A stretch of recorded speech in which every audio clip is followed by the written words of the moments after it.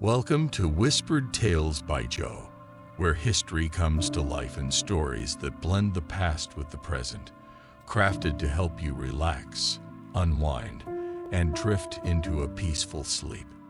Tonight, we invite you to join John, a seasoned historian with a deep passion for uncovering the mysteries of war and legend.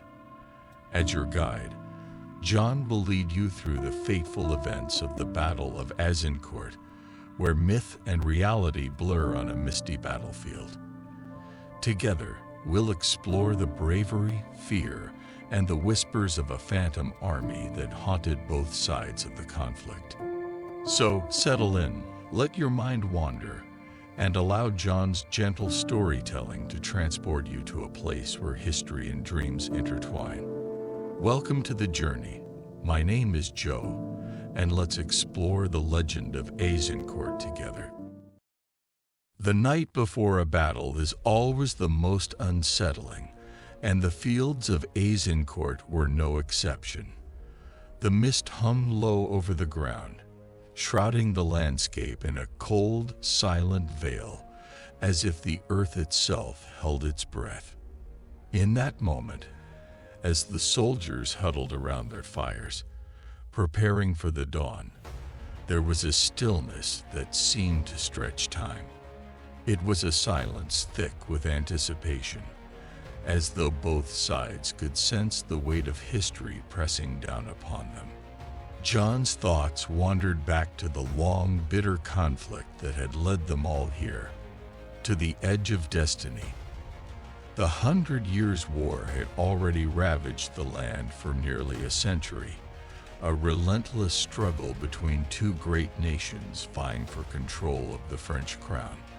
It was a war born of dynastic ambitions and the desire for power, a back-and-forth contest for dominance in France, with each side claiming victories and enduring devastating losses.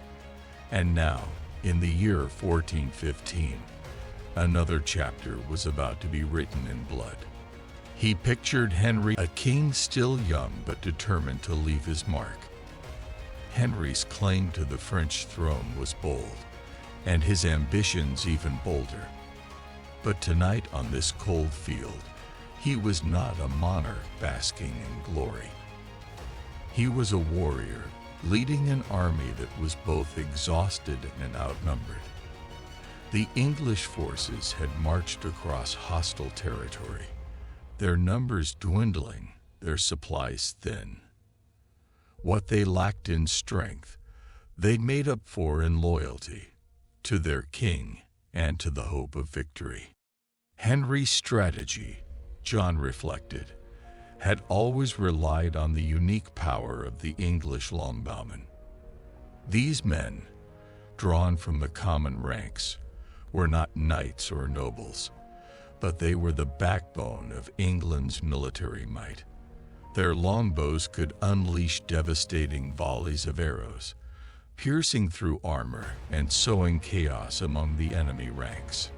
Yet, even with their skill, the odds were against them. The French forces outnumbered them greatly, and the terrain was treacherous, made worse by recent rains that had turned the ground to mud. On the other side of the field, the French army, led by the commanders of Charles VI, was preparing for what they believed would be a crushing victory. The king himself was absent, his mind clouded by illness, but his commanders were confident. The French knights, the pride of Europe, stood resplendent in their armor, ready to charge. They had every reason to believe they would sweep the English aside with ease. Their numbers were vast, their cavalry unmatched. It was an army that embodied the chivalric ideals of the age: strength, honor, and an unwavering belief in their own invincibility. Yet John knew, as the soldiers surely must have sensed, that battles like this were never predictable. History had shown that even the mightiest armies could fall when pride blinded them to the dangers before them. The field at Agincourt, blanketed by fog, was a reminder that fate had its own plans, and that nothing in war was certain. For Henry, victory would mean more than just territorial gains. It would secure his legacy, proving that he was more than a young king with grand ambitions. It would show that he was a ruler who could defy the odds and lead his nation to triumph. For France, a defeat would be a blow to their pride, but it would not be the end. In time, they would recover as they had before, and the war would drag on. But tonight, the focus was on the men preparing for battle and the uncertain future that awaited them with the dawn. John imagined the thoughts that must have weighed on the soldiers as they lay in wait. On both sides, men stared into the darkness, wondering if they would see another sunrise. The English, cold and hungry, clung to their loyalty and the hope that their king's strategy would save them. The French, filled with confidence, prepared to claim a victory they believed was theirs by right. The silence of the night held all their fears, their hopes, and the weight of what was to come. In misted fields, the dawn awaits, where shadows dance on fleeting fates. The future was uncertain, and soon the field of Agincourt would be forever changed. As the night wore on, Henry stood apart from his men, aware of the enormous weight resting on his shoulders. To his soldiers, he was more than a king. He was their anchor in a sea of uncertainty. His calm demeanor radiated confidence, but inside, he knew the risks they faced. John observed the young monarch's quiet resolve, a resolve that came not from overconfidence, but from a meticulous understanding of the battlefield. While others spoke of the phantoms whispered about in camp, Henry's focus never wavered. He knew that the outcome of the battle depended on strategy, not superstition. His trust lay in his men, in their discipline, and in the Longbowmen who had turned the tide of many battles before. Though the odds were against him, Henry's gaze never faltered. He understood that victory here would solidify his place in history, and defeat would cripple his ambitions. As he prepared for what dawn would bring, the weight of leadership was clear in his every movement, yet he carried it with quiet dignity. A king must rise, though odds do fall. With heart in hand, he leads them all. With Henry's unwavering focus set, John's mind drifted across the field to the French commanders, where the contrast in approach and demeanor was stark. Across the battlefield, the French commanders were feeling a very different kind of anticipation. Constable Charles d'Albret, leading the French forces, exuded confidence, surrounded by heavily armored knights and a cavalry that outnumbered the English forces. The French commanders saw victory as a certainty, a matter of overwhelming force and traditional warfare. They had little doubt that their superior numbers in cavalry would crush Henry's army by the day's end. John described the contrast between French arrogance and English determination. D'Albret and his commanders were boasting around their campfires, oblivious to the danger they faced. They spoke of the coming battle as if it were a formality, a step toward reclaiming their rightful place in France.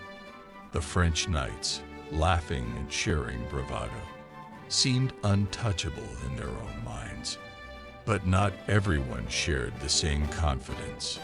Beneath the bravado, some of the French foot soldiers exchanged uneasy glances, their voices hushed as they whispered of phantoms that had been seen drifting through the mist.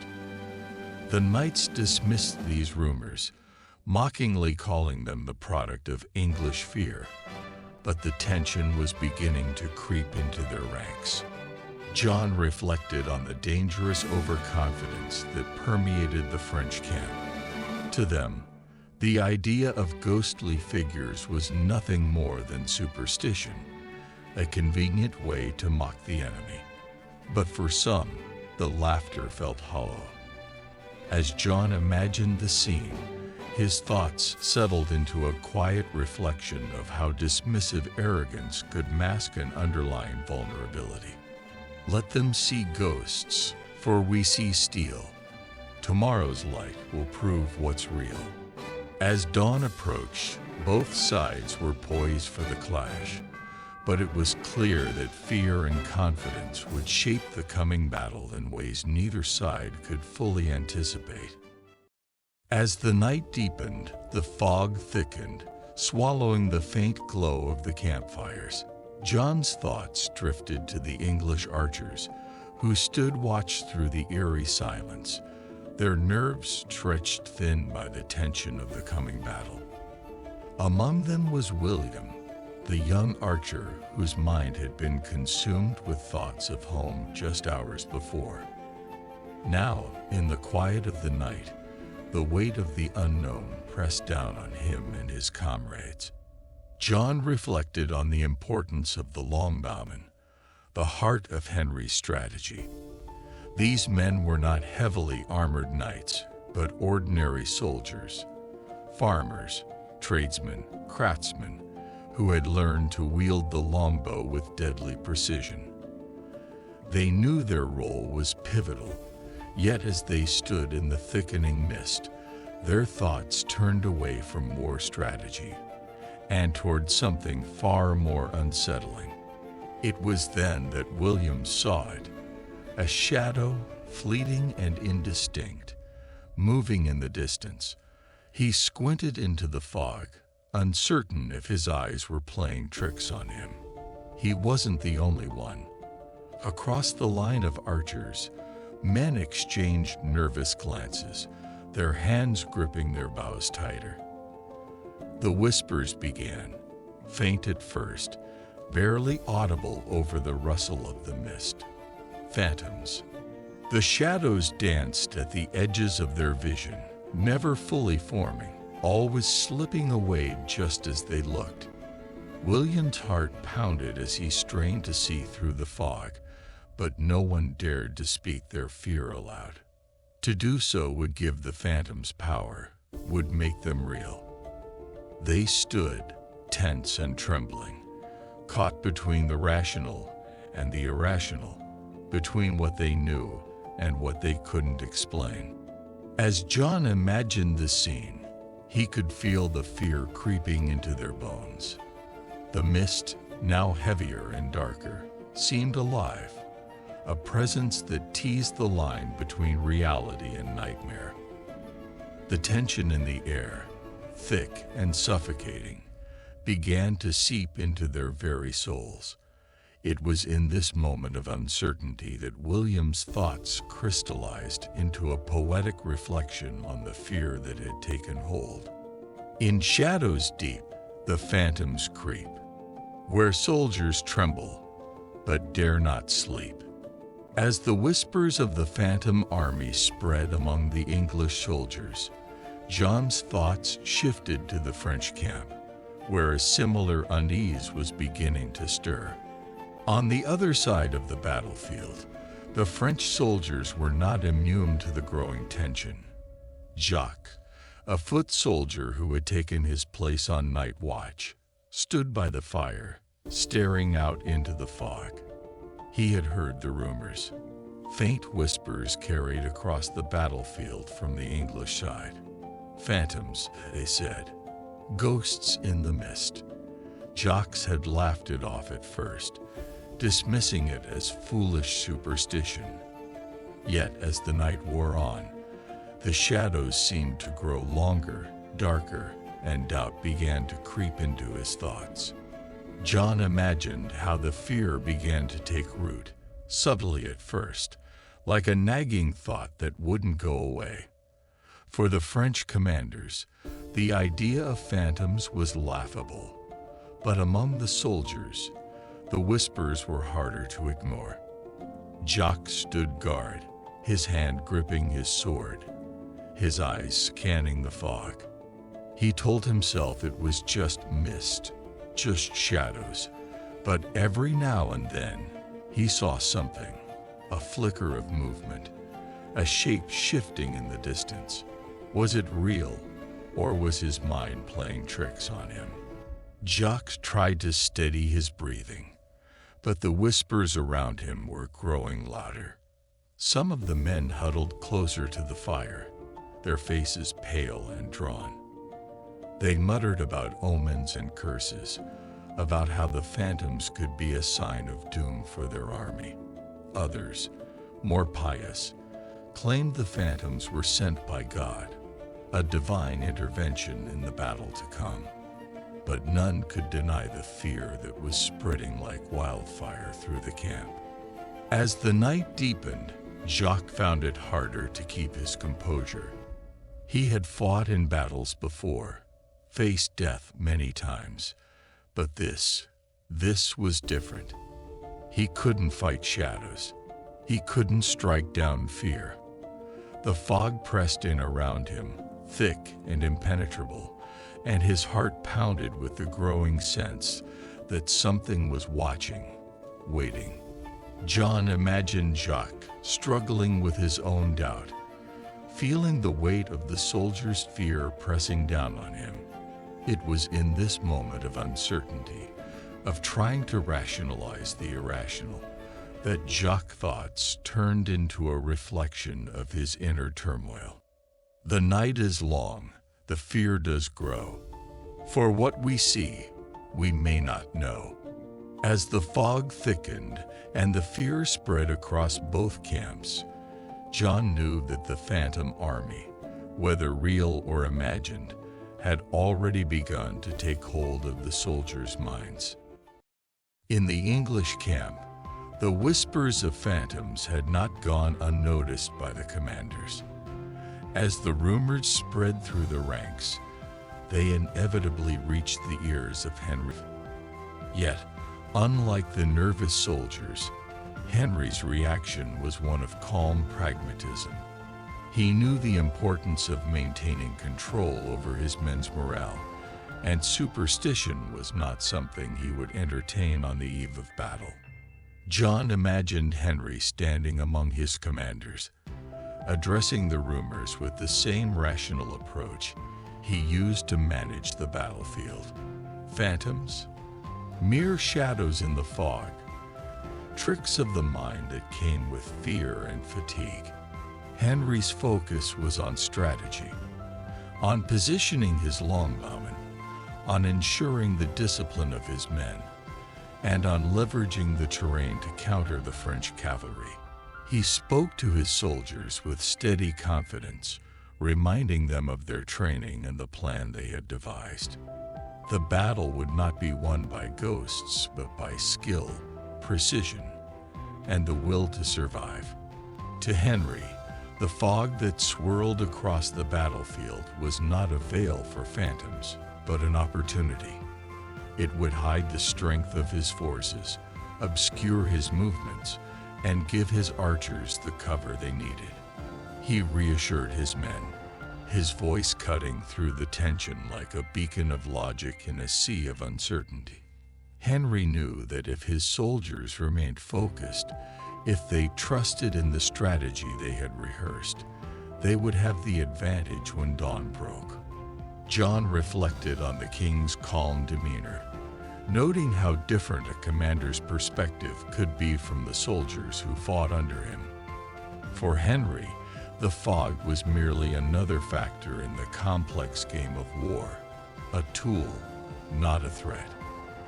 As John pondered this, his thoughts turned poetic, capturing the essence of the king's pragmatism against the backdrop of his soldiers' fears.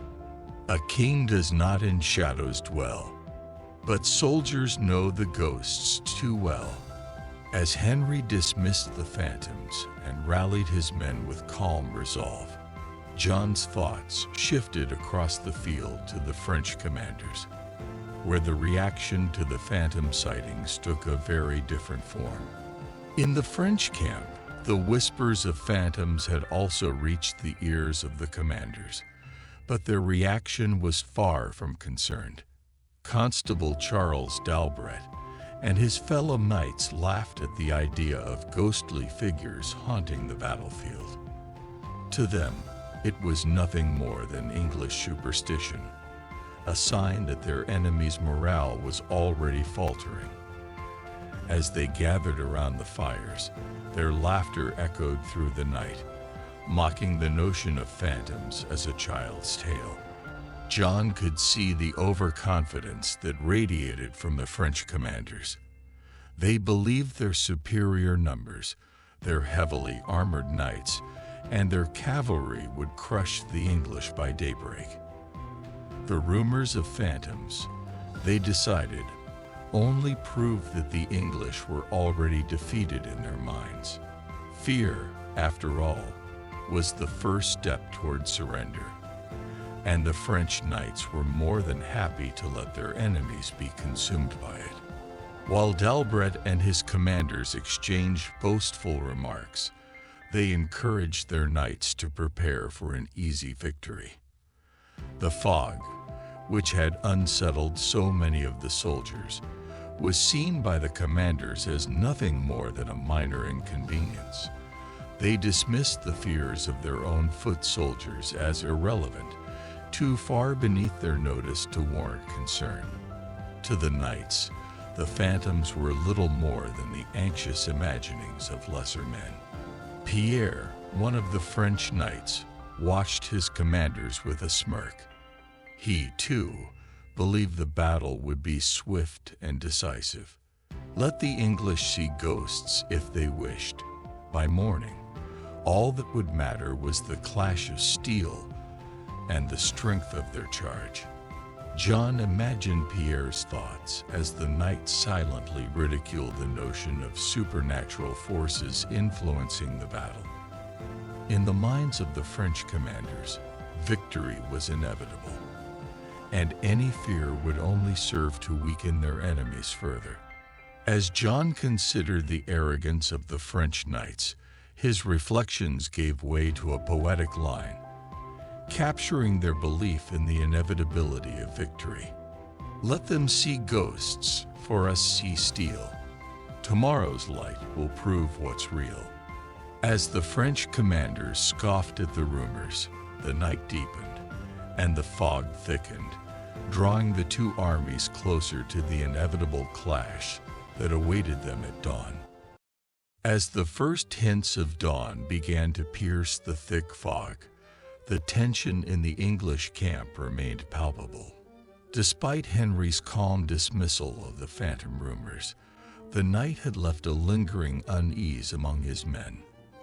But now, as the moment of battle drew closer, Henry knew that his soldiers needed more than strategy. They needed inspiration. John could almost hear the famous speech Henry delivered that morning, a rallying cry meant to steal the hearts of his outnumbered army. Henry spoke of honor, duty, and the glory they would earn not just for themselves, but for England. He reminded them that they were brothers, bound by the shared cause of defending their homeland, and that this battle would forever mark them in the annals of history. His words resonated deeply with the soldiers, washing over them like a wave of renewed courage. The fear that had gripped them during the night began to recede, replaced by a sense of unity and purpose. William, the young archer, stood among them, feeling his spirits lift as he listened to his king. Henry's resolve became their own, and the phantoms that had once haunted their thoughts seemed distant now, mere shadows in the face of the bond they shared. John imagined the impact of Henry's words on the soldiers, particularly on men like William, whose fears were soothed by their king's strength. In that moment, the unity of the English army became tangible, as if each man drew strength from the other.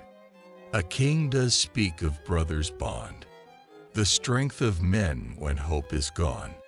With the fear subsiding and hope rekindled, John's thoughts turned to the French camp, where the knights were preparing with a very different mindset. Across the battlefield, in the French camp, there was no need for speeches. The knights, armored and confident, had spent the night laughing off the rumors of phantoms, believing themselves superior in both strength and numbers.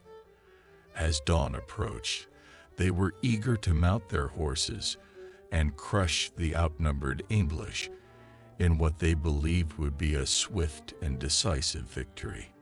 John imagined the French knights as they prepared for the charge, sharpening their swords and adjusting their gleaming armor. Their confidence was palpable, almost blinding. There was no room in their minds for doubt. They were convinced of their victory before the first blow was struck. They saw themselves as the elite warriors of Europe, unmatched in their power and skill. The phantoms that had unsettled the foot soldiers were of no concern to them. The battle was already won in their eyes. Yet, as the knights prepared, unease continued to spread among the French foot soldiers. The whispers of ghosts from the night before still lingered, and the fog had not lifted.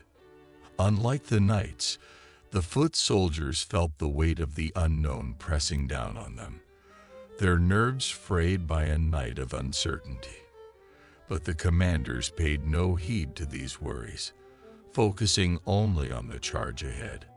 John could sense the arrogance in the French knights, the certainty of their superiority blinding them to the danger they would soon face. His thoughts settled on Pierre, a knight who had spent the night scoffing at the notion of phantoms. As dawn broke, Pierre's confidence remained unshaken, and he looked forward to the glory that awaited them on the battlefield. The dawn does come, with battle's call, and we shall rise where others fall.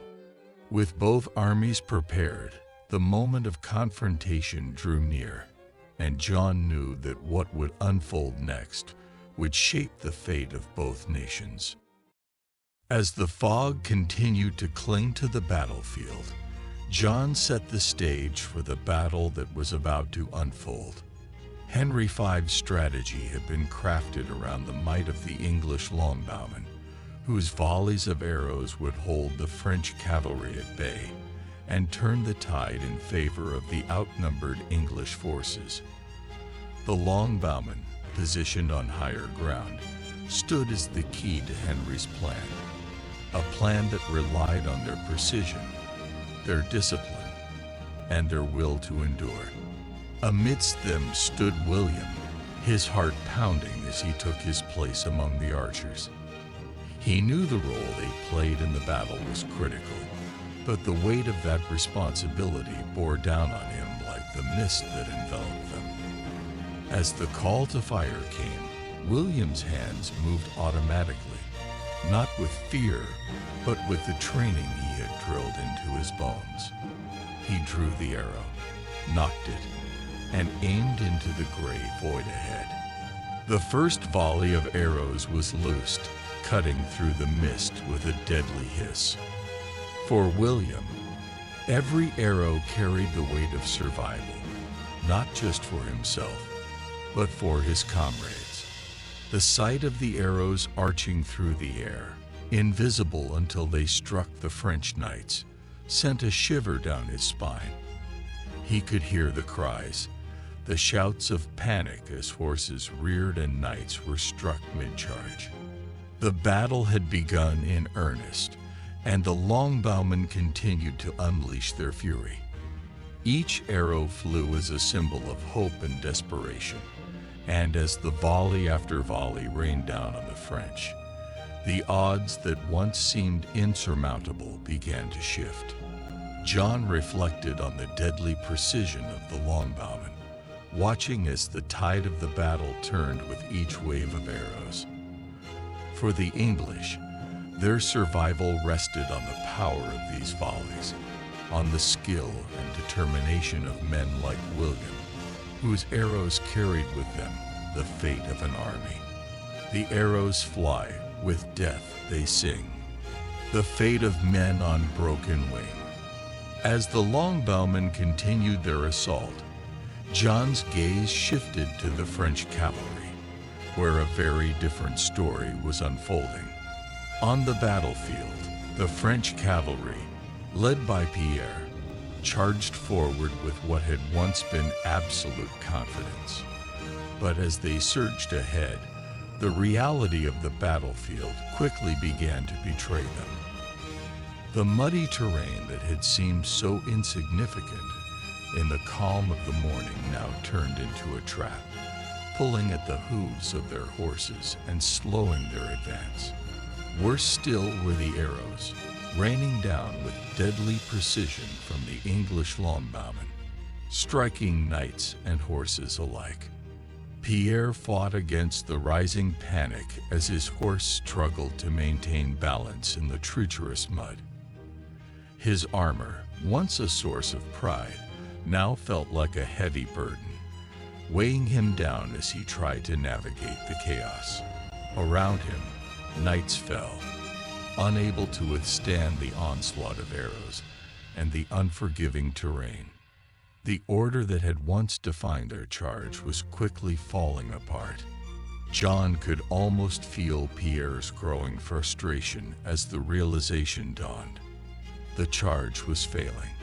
The French knights, who had believed they would break the English lines with ease, were now being brought low by the very ground they rode upon. Pierre's mind raced, searching for a way to turn the tide. But with every passing moment, the panic grew. The knights, who had once ridden with such pride, were now struggling just to stay on their feet. As John considered the turn of fortune, he reflected on the cruelty of war, how even the most well-laid plans could be undone by forces beyond a commander's control. In the midst of this chaos, Pierre's thoughts crystallized into a bitter reflection on the fate of the French cavalry. The ground does hold, the knights do fall, our pride undone by rain's soft call. But as the battle raged on, something more than mud and arrows began to stir in the mist. The fear that had haunted both sides through the night was about to return. As the battle reached its crescendo, the fog that had shrouded the field thickened once more, and with it a new fear began to spread. Both William and Pierre, focused as they were on the chaos of battle, began to notice shadows moving at the edges of their vision, shapes that seemed neither fully human nor fully spectral.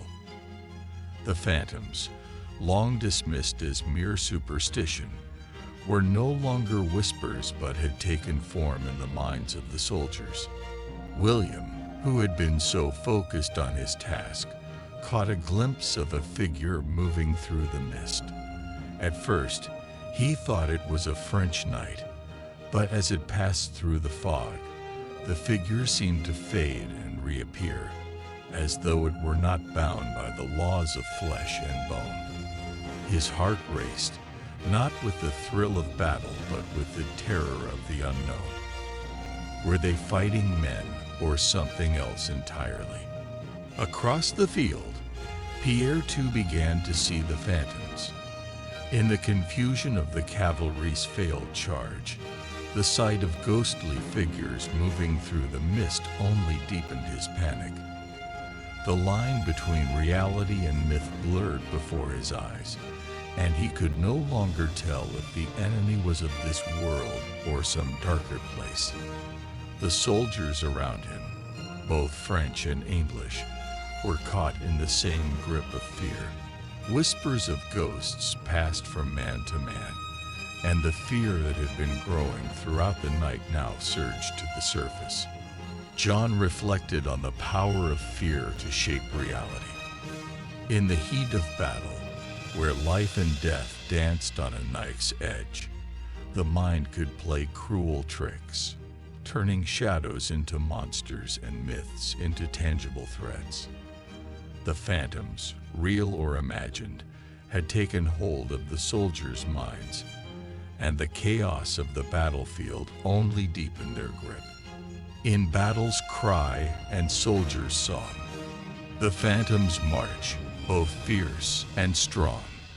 As the phantoms marched through the fog, John could see how fear had become just as potent a weapon as any arrow or sword. As the battle raged on, the sight of the French retreating gave William a sense of relief, but it was mixed with something far more surreal. The phantoms, which had begun as fleeting shadows, were now fully visible in his mind.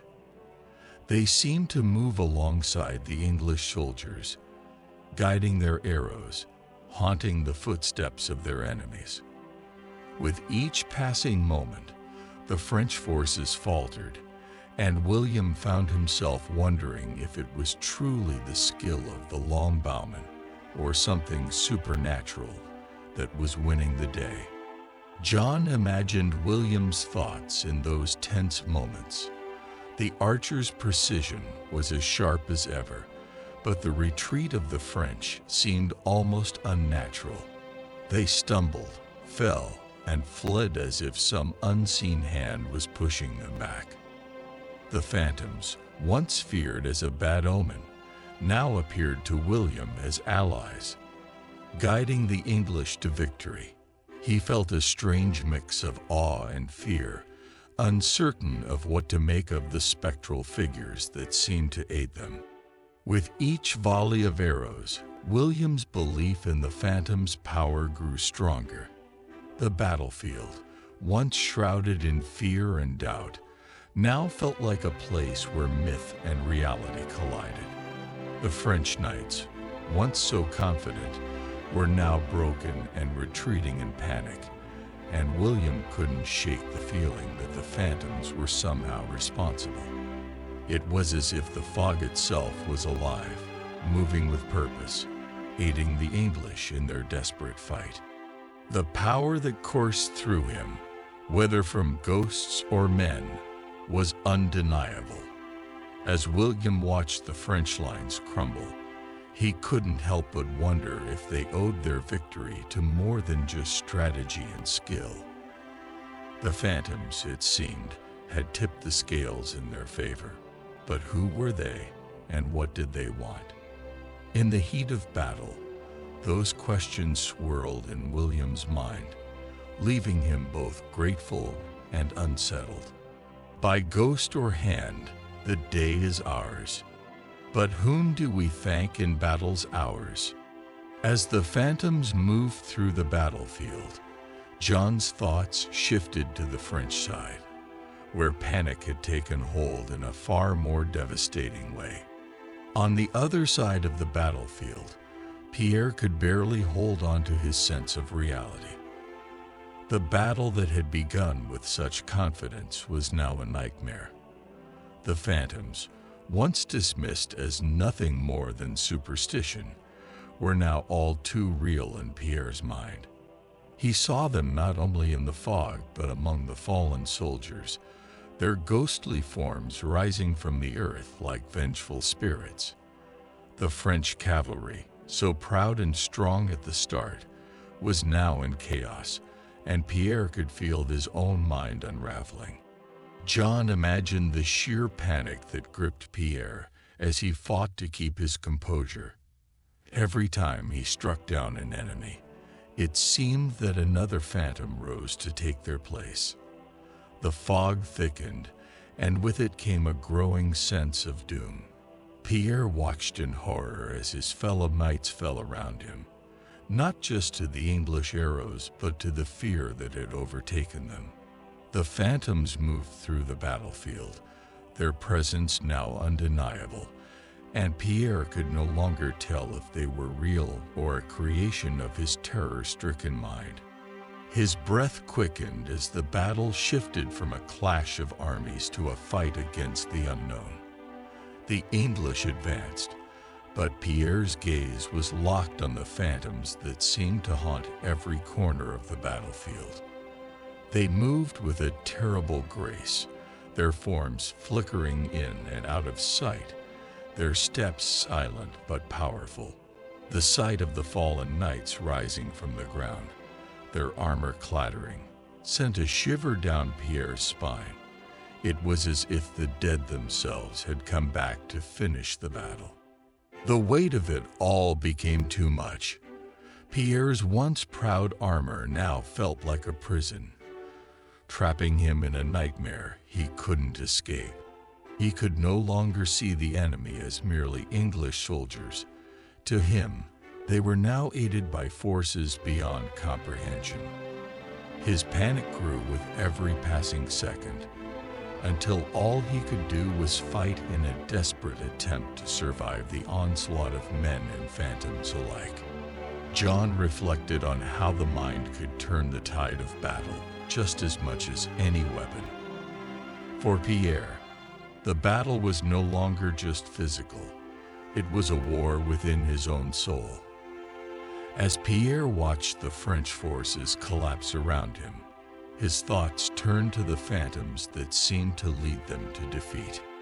The dead do walk, their steps like fire. We fall before their haunting ire.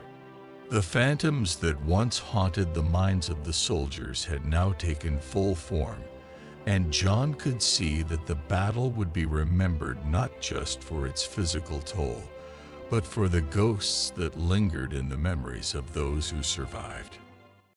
As the battle drew to a close, John reflected on how the tide had turned fully in favor of the English. What had started as a desperate defense against superior numbers had become a triumph, driven by a combination of Henry's tactical brilliance and the overwhelming fear that had gripped the French. The Longbowmen's precision had decimated the French cavalry, but it was the phantoms, real or imagined, that had shaken the French to their core. From his position on the battlefield, William watched as the French forces began to retreat in full force. The once proud knights, weighed down by their armor and shattered confidence, fled before the relentless advance of the English. Yet even as victory unfolded before his eyes, William couldn't shake the sense of unease that had settled in his chest. The phantoms, which had haunted the battlefield throughout the night, seemed to vanish with the dawn, as if their work was done. Had they truly been there, guiding the English to victory, or had it all been a product of the soldiers' fear and desperation? For William, the relief of surviving the battle was tempered by the lingering questions that gnawed at him. He had faced death before, but this time felt different. The victory was theirs, but it had come at a cost, not just in lives, but in the way the battle had blurred the line between the real and the supernatural. As the mist began to lift, revealing the battlefield strewn with bodies, William couldn't help but feel that the phantoms would remain with him long after the fighting was over. John considered how battles like this one became the stuff of legend, where the stories told afterward could be just as powerful as the events themselves. The line between myth and reality had become blurred, and the phantoms of Agincourt would live on in the memories of the soldiers who had fought there. Victory walks with ghosts unseen. In men and myths, the space between. As the English soldiers began to regroup and recover, John's thoughts turned once more to the French, who now stood on the edge of defeat. Across the battlefield, Pierre stood amidst the fallen knights, watching the remaining French forces retreat in defeat. The proud army that had begun the day with such confidence was now in shambles, broken by a combination of English arrows, treacherous terrain, and the overwhelming fear that had seized their hearts. For Pierre, The defeat was more than just a physical loss. It was a spiritual one as well. John imagined Pierre's despair as he tried to process what had gone wrong. The English had been outnumbered and outmatched, yet they had emerged victorious. As Pierre looked around the battlefield, his eyes fell on the bodies of his fallen comrades. The fog had begun to lift, but the phantoms that had haunted his mind throughout the battle still lingered. He could see them among the dead, their ghostly forms flickering in and out of view, as if they were the ones who had led the French to their defeat. The more Pierre thought about it, the more he realized that their downfall had not been caused solely by the English arrows. It was the fear, the superstition, and the belief in the phantoms that had sapped their strength and led them to destruction. The French had been defeated not just by their enemies, but by their own minds. The phantoms, whether real or imagined, had become a weapon just as powerful as any sword or bow. John reflected on the psychological toll that battles like Agincourt took on the men who fought them. For Pierre, the defeat was not just a failure of strategy or strength, it was a loss of faith. As he stood alone among the dead, the weight of the battle pressed down on him, leaving him haunted by the phantoms that would remain with him for the rest of his life. In ghostly hands, our fate was sealed. We lose not by sword, but by what is concealed. As the battlefield fell silent and the fog began to clear, John knew that the true legacy of the Battle of Agincourt would not just be told in numbers and tactics, but in the myths and phantoms that had shaped the hearts and minds of the men who fought there. As the battle ended, an eerie silence fell over the field. The once chaotic clash of steel and cries of men had been replaced by a profound stillness. The fog began to lift, revealing the bodies of fallen knights and soldiers, and the broken banners that lay scattered across the muddy ground. John, in his reflections, felt the contrast between the earlier violence and the present quiet, a silence that weighed heavily, filled with the cost of the battle. For William, who had survived the ordeal, walking among the dead was a sobering reminder of the lives lost. The faces of men he had fought alongside, now pale and still, told the story of the battle's true toll. The phantoms that had haunted his thoughts during the fight had vanished with the light of day, but the burden of survival pressed down on him as he realized the gravity of what had happened. What lingered in William's mind now was not the fear of the phantoms, but the weight of having survived when so many others had not. The field, which had been alive with the chaos of battle, now resembled a graveyard. John imagined William's thoughts. The battle may have ended, but its echoes would remain in the minds of those who had fought. The phantoms, though forgotten by some, had left a deeper imprint on William, not as ghostly figures, but as memories of a fight that had crossed into the realm of legend.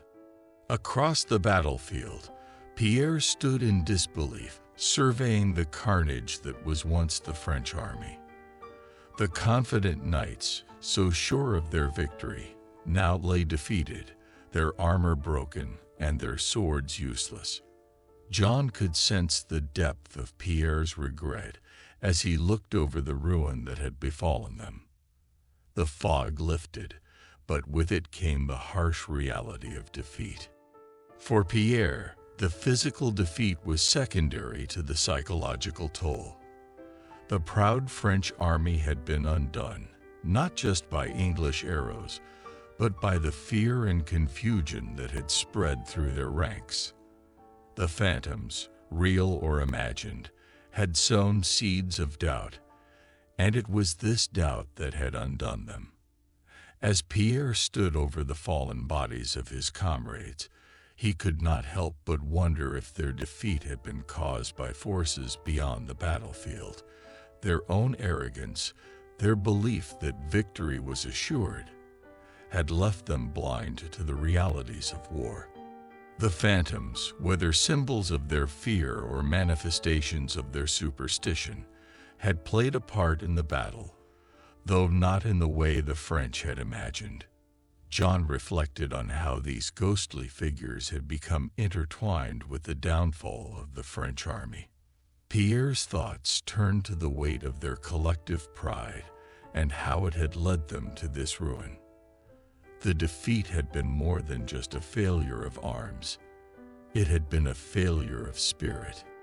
As the battlefield lay quiet, John considered how the French defeat would be remembered, not just in terms of military strategy, but as a lesson in the dangers of overconfidence and the fragility of morale.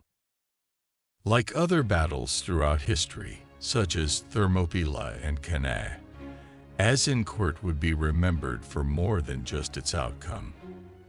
The phantoms the soldiers saw were more than shadows. They were attempts to make sense of the chaos and terror. John realized that this was how legends were born, transforming fear into stories that would explain the unfathomable. The stories grow where men do fall, and phantoms walk beyond them all. The power of legend would blend with the history of Agincourt, with the line between memory and myth slowly shifting over time. As the years passed, John reflected on the lasting significance of Henry's victory. It became more than a battle. It was a defining moment for English identity. Henry's triumph, in the face of overwhelming odds, became a symbol of English pride, uniting the nation through generations. For Henry, the victory ensured his legacy as a king whose leadership and vision shaped the future of England. This victory transcended the battlefield. It solidified England's spirit of perseverance, becoming a rallying point for national pride. John knew that Henry's brilliance in both strategy and leadership would be remembered for years, shaping the narrative of English resilience. John further reflected on how myths from the chaos of war allowed future generations to interpret the unexplainable. The phantoms of Agincourt became part of that narrative, a blend of fear and superstition that deepened the story of the battle. Through shadowed tales and ghostly dreams, the truth is lost in whispered scenes. For John, Agincourt's true legacy lay in the lives lost and the courage shown. The phantoms were part of the story, but the soldiers' sacrifices were far more significant. To honor their memory, the human cost of war must be remembered. We must remember what's left behind, the names and faces time can't find. The battle's legacy, then, would not only live in the myths, but in the remembrance of those who fought, ensuring their sacrifices were never forgotten. As our journey with John through the Battle of Agincourt comes to an end, let the weight of history gently fade away. The echoes of ancient warriors, the myths, and the triumphs settle into the quiet of the night. My name is Joe. Thank you for joining us on this journey through history. And now, it's time to let go of the day's thoughts, to close your eyes, and drift into a peaceful sleep. May your dreams be filled with calm and rest. Good night, and may tomorrow bring you peace and renewal.